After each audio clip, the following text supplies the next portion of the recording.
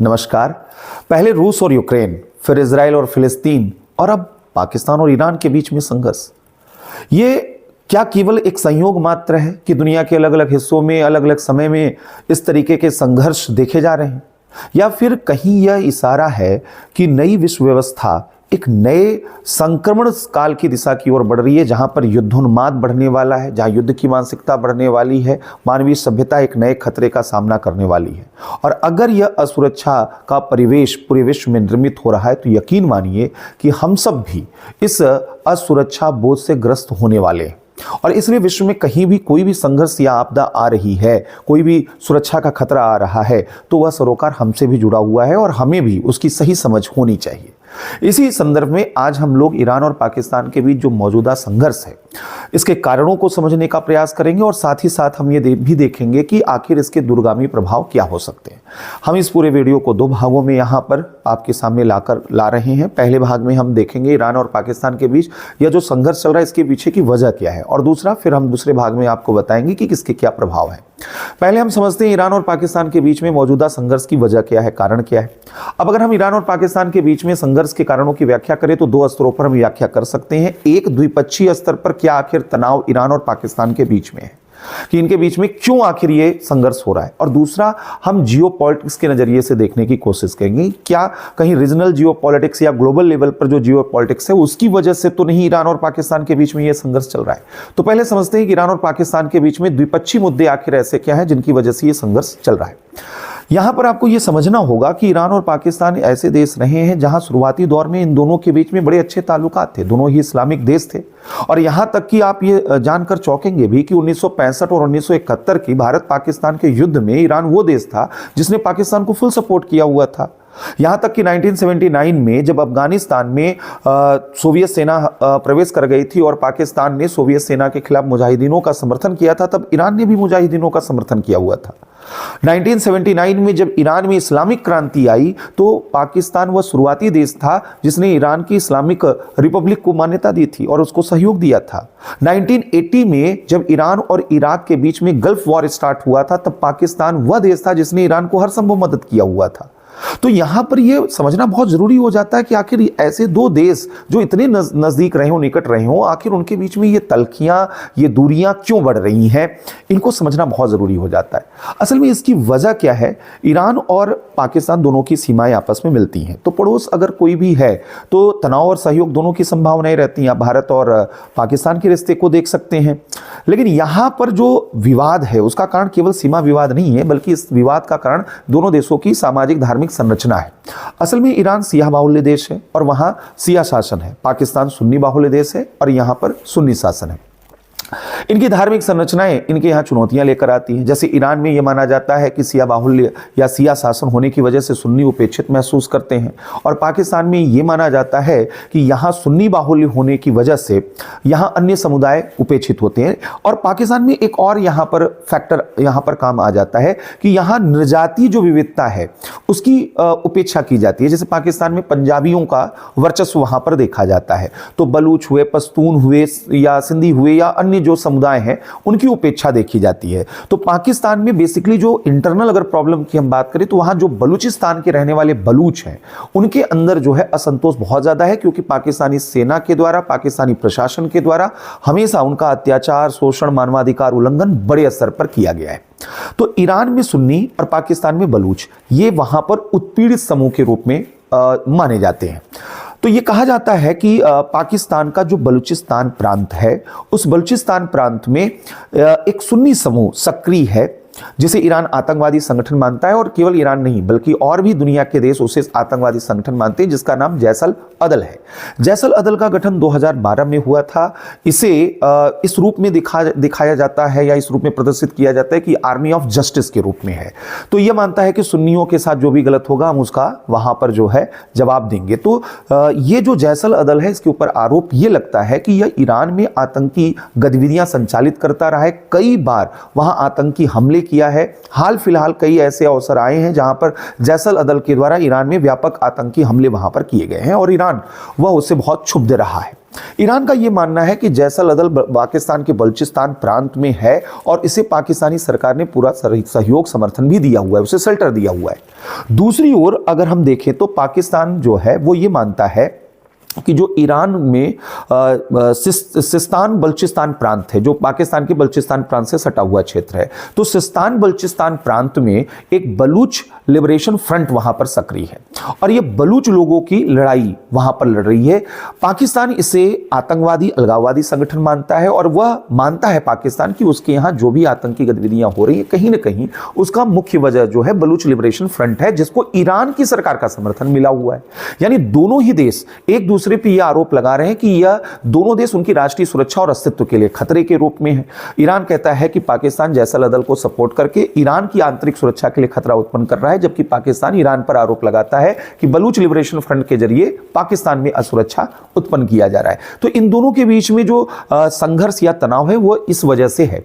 और अभी मौजूदा जो कारण दोनों देशों ने दिया है उसका कारण भी यही बताया गया है। जैसे ईरान ने जो है जब पहली बार पाकिस्तान के बलूचिस्तान प्रांत पर जो है अटैक वहां पर किया तो उसने कहा कि हमने केवल जैसलअदल के ठिकाने पर जो आतंकी कैंप है हमने केवल वहां सर्जिकल स्ट्राइक किया है और वहां कोई सिविलियन हमने कैजुअलिटी वहां पर नहीं की है। पाकिस्तान ने जब जवाबी कार्रवाई की तो उसने सिस्तान बलूचिस्तान प्रांत में उसने कहा कि हम तो बलूच लिबरेशन फ्रंट जो है हम उस आतंकी समूह के ऊपर हमले कर रहे हैं और हमारे हमले में किसी तरीके का कोई सिविलियन कैजुअलिटी यहां पर नहीं हुई है। जबकि ईरान और पाकिस्तान दोनों का दावा है कि इन दोनों के हमले में सिविलियन कैजुअलिटी यहां पर हुई है। दोनों एक दूसरे पर सेम तरीके का आरोप यहां पर लगा रहे हैं। तो बेसिकली प्रॉब्लम यहां पर जो है वो बॉर्डर के इर्द गिर्द जो यह धार्मिक समूह है इन समूहों को लेकर जिस तरीके से यहां सुरक्षा के खतरे दोनों एक दूसरे पर बता रहे हैं उसकी वजह से यह तनाव यहां पर बढ़ रहा है। लेकिन इसकी पृष्ठभूमि थोड़ा सा पहले से ही निर्मित हो चुकी थी। असल में जब अफगानिस्तान में तालिबानी सरकार का गठन हुआ था तो पाकिस्तान उसकी केंद्रीय भूमिका उसमें मानी जाती थी और उस वक्त यह देखा जाता था कि यह कहा जाता था कि अफगानिस्तान में तालिबानी जो सरकार है वो एक सुन्नी संगठन है और उसके द्वारा शियाओं के ऊपर हमला किया जाता है। एक घटना ऐसी भी घटी थी कि जहां ईरानी डेलीगेट जो अफगानिस्तान में थे तालिबानी शासन के दौरान उन पर भी हमला हुआ था, उसमें भी बड़ी कैजुअलिटी हुई थी। तो ईरान जो है हमेशा तालिबान से डरा हुआ रहा है और तालिबान को अपनी सुरक्षा के लिए बड़ा खतरा बताता रहा है। ईरान का यह मानना रहा है कि चूंकि तालिबान को सपोर्ट पाकिस्तान करता है तो इस वजह से भी ईरान और पाकिस्तान के बीच में असल में तल्खियां वहां पर रही हैं और जो आज वर्तमान में बड़े स्तर पर यहां पर आ रही हैं। लेकिन केवल और केवल द्विपक्षीय विवाद केवल इस प्रकार के संघर्ष की स्थिति के लिए जिम्मेदार नहीं। इसके पीछे जो पृष्ठभूमि है असल में वो एक जियोपॉलिटिक्स की वजह से है। वो जियोपॉलिटिक्स क्या है थोड़ा इसको भी समझिएगा। असल में जो मध्य पूर्व एशिया है यह ऑयल पॉलिटिक्स का सबसे बड़ा केंद्र रहा है और अगर हम 20वीं सदी की बात यानी पिछली सदी की बात करें तो पूरी दुनिया में ऑयल पॉलिटिक्स ही वैश्विक राजनीति की दशा और दिशा को निर्धारित किया करता था। अब इस ऑयल पॉलिटिक्स में जो शुरुआती बढ़त मिली थी वो अमेरिका और यूरोप के देशों को यहां पर मिली हुई थी। उन्होंने यहाँ के तेल के कुओं की खोज की, उसका विकास किया। उन्हीं की जो ऑयल कंपनियां जिनको सेवन सिस्टर कहा जाता है वह पूरी दुनिया में जो है तेल की कीमतों को नियंत्रित और निर्धारित करती आई हैं। तो यह जो क्षेत्र रहा है यह अमेरिका के प्रभाव का यहां पर क्षेत्र रहा है। अमेरिका के रिश्ते यहां सऊदी अरब से, ईरान से, इराक से सभी देशों के साथ बड़े बेहतर यहां पर हुआ करते थे शुरुआती दौर में दूसरे विश्व युद्ध के बाद। लेकिन यह देखा गया कि 1979 में जब ईरान में इस्लामिक क्रांति आई तो ईरान अमेरिका और पश्चिमी देशों का विरोधी हो गया, पश्चिमी संस्कृति का विरोधी हो गया और ईरान ने अमेरिका विरोध का एक मुहिम यहां पर शुरू कर दिया। इसके बाद से अमेरिका का जो झुकाव था वह सऊदी अरब की तरफ बना रहा, सऊदी अरब के साथ उसकी निकटता बनी रही, लेकिन ईरान विरोधी रवैया अमेरिका वहां पर अपनाता रहा। अमेरिका संदेहशील हो गया कि ईरान जो है वह इस मध्य पूर्व क्षेत्र में अमेरिकी हितों के लिए सबसे बड़ा खतरा है। अब जब अमेरिका और ईरान के बीच में संघर्ष बढ़ेगा तो रशिया की एंट्री होगी। रशिया ईरान के नजदीक आया, रशिया और ईरान के बीच में रिश्ते अच्छे हुए और इस तरीके से रशिया ईरान को सपोर्ट करना शुरू कर दिया, अमेरिका सऊदी अरब को सपोर्ट करना शुरू कर दिया और यह जो क्षेत्र है यह एक बड़े वैश्विक राजनीति का एक बड़ा हिस्सा यहां पर बनता गया। तो ग्लोबल पावर पॉलिटिक्स पूरे मध्य पूर्व में चल रहा है। अमेरिका अपना प्रभाव बढ़ाने का प्रयास कर रहा है, रशिया अपना प्रभाव बढ़ाने का प्रयास कर रहा है। अब इस ग्लोबल पावर पॉलिटिक्स के दो क्षेत्रीय किरदार हैं जिनमें एक सऊदी अरब है और एक ईरान है। सऊदी अरब क्या है? एक सुन्नी देश है। वह चाहता है कि इस पूरे क्षेत्र में मध्य पूर्व एशिया में सऊदी शासक वहां पर अपना प्रभाव बनाकर रखें, सऊदी हित जो है वो जो सुन्नी हित है, सुन्नी हित जो है वहाँ पर जो है वो सुरक्षित रहे, सुन्नी सरकारें यहाँ पर स्थापित हो, ये सऊदी अरब का मानना है। ईरान दूसरी तरफ वह सिया जो प्रभाव है उसको बढ़ाना चाहता है, सिया सरकारों को बनाए रखना चाहता है, वह उसको मदद वहाँ पर करता रहता है। दोनों ही देश वह अपने अपने क्षेत्रीय प्रभाव विस्तार के लिए एक दूसरे के साथ यहाँ पर संघर्षरत है। और अगर ईरान के संदर्भ में हम देखें तो ईरान अभी अगर यहाँ पर इराक है, सीरिया है, ये सब सिया प्रभाव वाले, सिया बाहुल्य वाले देश हैं जहाँ पर ईरान का प्रभाव है। सऊदी अरब खाड़ी देशों में निर्विवाद नेता वहाँ पर बना हुआ है। तो ये दोनों ही देश आपस में यहाँ पर संघर्ष कर रहे हैं। लेकिन अब यहाँ पर जो नया घटनाक्रम हो रहा है, थोड़ा उसको यहाँ पर समझने की कोशिश करते हैं। ईरान जो है वह हमने जैसा बताया कि सिया देश है और अमेरिका का जो है विरोध, पश्चिमी देशों का विरोध यहाँ पर करता रहा है। तो ऐसे में अमेरिका हमेशा से ईरान के ऊपर अपना प्रभाव, अपना नियंत्रण, अपना जो है प्रभुत्व स्थापित करने का प्रयास करता रहा है। अब इस बीच 2001 में जब अमेरिका पर आतंकी हमला हुआ था तो 2002 में वहाँ के राष्ट्रपति जॉर्ज बुश ने एक एक्सेस ऑफ इविल का कंसेप्ट दिया हुआ था। उन्होंने कहा कि ईरान, इराक, नॉर्थ कोरिया जैसे देश वह दुनिया की शांति और सुरक्षा के लिए खतरे हैं और इन देशों के खिलाफ एक मुहिम चलानी चाहिए। अमेरिका ने तब ये बात कही हुई थी और 2002 में ये बात कही गई और 2003 में अमेरिका ने इराक पर हमला कर दिया। इराक पर जब सद्दाम हुसैन की सरकार को हटाया गया तो ईरान को एक बड़ा संदेश गया कि अब अगर इराक के ऊपर अमेरिका हमला कर सकता है तो अगला निशाना वह ईरान हो सकता है, क्योंकि एक्सेस ऑफ एविल में तो ईरान भी शामिल था। तो यहाँ से ईरान ने सैन्यीकरण करना शुरू कर दिया और आरोप उसके ऊपर यह लगने लगा कि वह नाभिकीय हथियारों की प्राप्ति का प्रयास भी कर रहा है। अमेरिका ने ईरान के ऊपर पाबंदी लगा दी। ईरान आर्थिक रूप से कमजोर हो गया, लेकिन ईरान दुनिया के बहुत से देशों का प्रमुख ऊर्जा आपूर्तिकर्ता देश रहा है। यूरोपीय देशों की जो ऊर्जा कंपनियां रही हैं उसके हित ईरान में रहे हैं। तो धीरे धीरे इन देशों के प्रयासों से, भारत जैसे भी देश भी यहां पर चाहते थे, इन देशों के प्रयासों से अमेरिका यह सहमत हुआ कि चलो ईरान के साथ हम रिश्ते बेहतर करते हैं और 2015 में जिनेवा समझौते के माध्यम से अमेरिका और ईरान के बीच में डील हो गया। ईरान पर लगे प्रतिबंध हटा दिए गए, सब कुछ बेहतर तरीके से यहां पर चलने लगा। लेकिन बेहद कम समय में अमेरिका वह यू टर्न लेता है और ईरान को कहता है कि वह जिनेवा समझौते का पालन नहीं कर रहा है और उसके ऊपर फिर से प्रतिबंध लगा देता है। अब इसकी वजह समझिए क्या है। असल में ईरान जो है वह अपने प्रभाव विस्तार में कहीं भी कमी नहीं कर रहा है, लगातार वह मजबूत होता जा रहा है। अभी जैसा हमने कहा कि इराक पर, सीरिया पर उसका निर्णायक प्रभाव है, कतर पर उसने प्रभाव बना लिया जबकि कतर खाड़ी देशों का हिस्सा रहा है। और दूसरी ओर यमन में जो हौदी विद्रोही हैं, उन हौदी विद्रोहियों को पूरा समर्थन ईरान के द्वारा वहां पर दिया जा रहा है, जबकि यमन में जो वहां के शासक, सुन्नी शासक थे, उनको सऊदी अरब का पूरा वहां पर सपोर्ट था। यहां तक कि सऊदी अरब ने तो वहां से हस्तक्षेप भी किया हुआ था। तो ऐसे में इधर बीच ईरान और सऊदी अरब के बीच में तनाव बहुत ज्यादा बढ़ चुका था। बीच में सऊदी अरब के ऊपर हमला भी हुआ, ड्रोन हमला हुआ। सऊदी अरब ने उसके लिए ईरान को जिम्मेदार बताया, ईरान ने जो है वहां पर वह यमन की स्थितियों को वो जिम्मेदार बताया। बहरहाल इन सब के बीच में ये विवाद होते रहे। लेकिन अभी इजराइल और फिलिस्तीन के बीच में जब से संघर्ष शुरू हुआ है तो इजराइल का सीधा आरोप है कि ईरान हमास को सपोर्ट कर रहा है, उसे सैन्य मदद कर रहा है और उसी वजह से इजराइल पर हमला भी हुआ है। दूसरी ओर हौदी विद्रोही जो कि सिया समूह है, जिन्हें ईरान का समर्थन मिला हुआ है, उनके द्वारा इजराइल के खिलाफ वहां पर लड़ाई लड़ी जा रही है फिलिस्तीनियों के पक्ष में। और अब आप सबको मालूम होगा कि रेड सी में जो इजरायली जो व्यापार जिन देशों के साथ हो रहा है, उन जहाजों पर हौदी विद्रोही निशाना बना रहे हैं और ये पूरा सप्लाई चेन यहां डिसरप्ट कर रहे हैं। तो ऐसे में यहां पर ईरान की जो आक्रामकता, वो अमेरिका और इजराइल के हिसाब से, सऊदीया के हिसाब से कि ईरान ज्यादा आक्रामक हो चुका है। तो कहा जा रहा है कि ईरान को कहीं ना कहीं कंट्रोल करने की जरूरत वहां पर है, उसको उसके प्रभाव को रोकने की जरूरत है। और दूसरी ओर अगर हमने कहा कि सऊदी अरब जो है वो लगातार ये प्रयास में लगा हुआ है कि ईरान का जो प्रभाव है वह कैसे यहां पर रोका जाए, उसको कैसे कंट्रोल किया जाए। अब आप कहेंगे कि इससे ईरान और पाकिस्तान के बीच में क्या कनेक्शन है। असल में सऊदी अरब वह सुन्नी देश है और पाकिस्तान भी सुन्नी देश है और सऊदी अरब वो देश है जिसने पाकिस्तान को हमेशा सपोर्ट किया है। पाकिस्तान सऊदी अरब के लिए बेहद खास हमेशा से रहा है और एक लंबा दौर रहा है कि अमेरिका, सऊदी अरब दोनों देश पाकिस्तान को फुल सपोर्ट देते रहे। अमेरिका के लिए पाकिस्तान तो फ्रंटलाइन स्टेट रहा। अगर अभी पिछले कुछ 10 सालों की हम बात करें कि जहां पर चीन का निर्णायक प्रभाव पाकिस्तान में बढ़ता गया, अगर इस समय को हटा दिया जाए तो अमेरिका और पाकिस्तान के बीच में तो हमेशा बड़े अच्छे रिश्ते रहे और पाकिस्तान पर अमेरिका का हमेशा से कंट्रोल रहा है।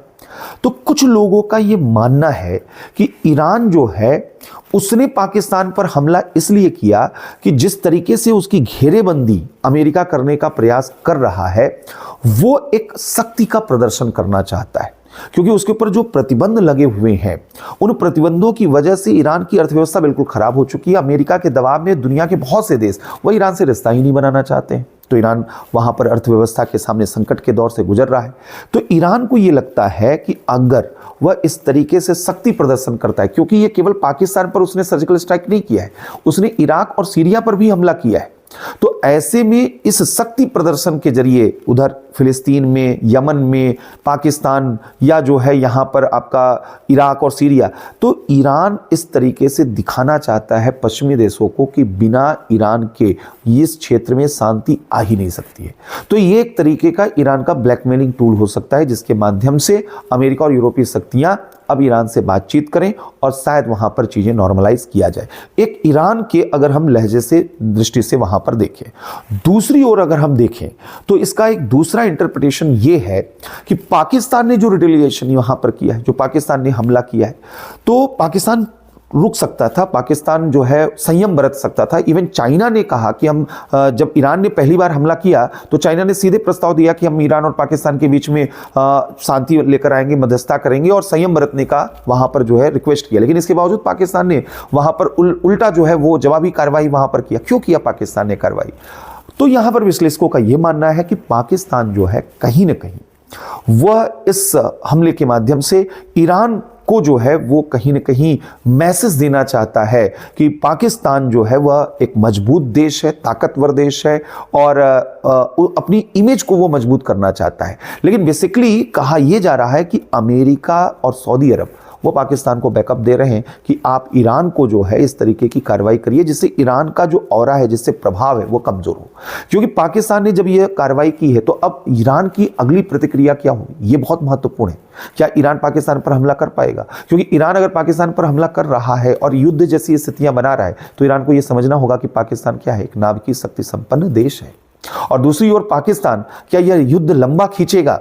क्योंकि पाकिस्तान की आर्थिक हालात तो बहुत खराब है। तो यहां पर युद्ध की, भविष्य में युद्ध की परिस्थितियां निर्मित हो रही हो, लंबे बड़े युद्ध की, वो तो नहीं देखा जा रहा है। लेकिन हाँ, तनाव और संघर्ष यहां पर बढ़ रहे हैं। और अगर तनाव और संघर्ष यहां पर बढ़ रहे हैं तो फायदा किसका होने वाला है? अमेरिका का जो है यहां पर जो हित है वह ईरान के ऊपर दबाव बनाने का, वो वहां पर सद रहा है। रशिया वह ईरान के बढ़ते हुए इस क्षेत्र में प्रभाव को चाहता है जिससे कि अमेरिका का प्रभाव यहां पर घटे और ईरान निर्विवाद यहां की शक्ति बन सके।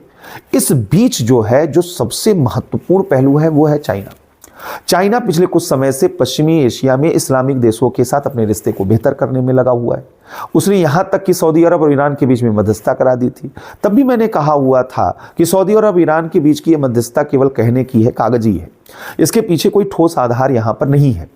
और अभी ये जो प्रकरण हो रहा है इसमें सऊदी अरब सीधे सीधे इन्वॉल्व है। ये सऊदी अरब और ईरान के बीच का जो क्षेत्रीय तनाव है उसका परिणाम यहां पर है जो ईरान और पाकिस्तान के बीच में चल रहा है। तो यहां पर जो है चाइना के लिए स्थितियां जो है कमजोर हो रही, क्योंकि चाइना के लिए पाकिस्तान भी महत्वपूर्ण है और ईरान भी। 2021 में ईरान के साथ चाइना ने एक डील किया हुआ था कि $400 बिलियन यहां पर निवेश करेगा। चाइना चाहता था कि जो ग्वादर बंदरगाह बना रहा है और जो सीपेक कॉरिडोर बना रहा है ईरान को उसके साथ जोड़ दे। तो इससे क्या होगा कि भारत जो चाबहार बंदरगाह का इस्तेमाल करना चाहता था चीन के खिलाफ, वह अपने आप खत्म हो जाता उसका प्रभाव। तो पाकिस्तान और ईरान दोनों चीन के सबसे बड़े सामरिक भागीदार है और इन दोनों के बीच में अच्छे रिश्ते वो चीन के हित के लिए बहुत जरूरी थे। और यहां से गेटवे मिल जाता चाइना को कि वो पाकिस्तान ईरान होते हुए पश्चिमी एशिया में आप प्रवेश करे। और अगर भारत अमेरिका के नजरिए से देखे तो अमेरिका के लिए तो ये बड़ा मुफीद समय है कि पाकिस्तान और ईरान के बीच में अगर तनाव बढ़ेगा तो चाइना की ये स्ट्रेटजी यहाँ पर फेल होगी। तो ऐसा माना जा सकता है कि ये एक बड़े जियो पॉलिटिक्स का भी परिणाम है जो ईरान और पाकिस्तान के बीच में संघर्ष चल रहा है। संघर्ष जो भी चल रहे हैं और जो भी इसका आगे परिणाम होगा, लेकिन परिणाम तो भयावह है, परिणाम चिंताजनक है। क्योंकि सवाल यहाँ पर केवल ईरान और पाकिस्तान के बीच की बात नहीं है, ये युद्ध की मानसिकता या संघर्ष की मानसिकता विश्व के अन्य क्षेत्रों में फैल सकती है और फैल रही है। अब इसके क्या प्रभाव होंगे, इसके क्या परिणाम होंगे, अगले भाग में हम लोग देखेंगे। तब तक के लिए इजाजत दीजिए, धन्यवाद।